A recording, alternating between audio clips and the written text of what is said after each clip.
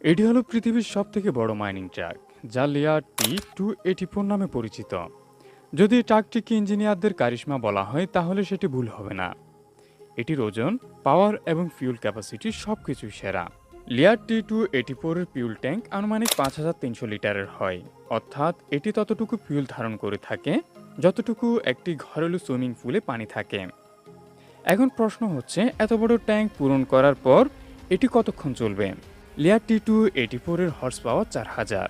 25টি সুজুকির ক্ষমতা মিলালেও সেটি এতটা হর্স পাওয়ার উৎপন্ন করতে পারবে না।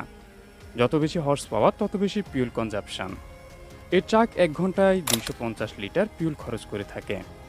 ট্যাঙ্ক ফুল করার পর এটি 20 ঘন্টা পর্যন্ত চলতে পারবে। অর্থাৎ যে পরিমাণ অর্থ দিয়ে এর ট্যাঙ্ক পূরণ করা হয় তা দিয়ে একটি ব্র্যান্ড নিউ গাড়ি পাওয়া যাবে। এটির উচ্চতা 50 ফুট আর প্রস্থ 31 ফুট। এটি রাস্তায় চলার সময় মনে হয় একটি দোতলা বাড়ি রাস্তায় চলছে।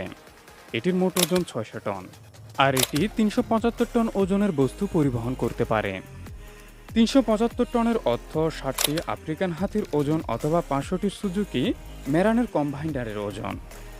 ট্রাকটির চাকা প্রায় 4 মিটারের হয়, যা প্রায় একটি মানুষের 3 গুণ। যদি তুলনা করা হয় তাহলে এটি একটি হাইসের চাইতেও বড়।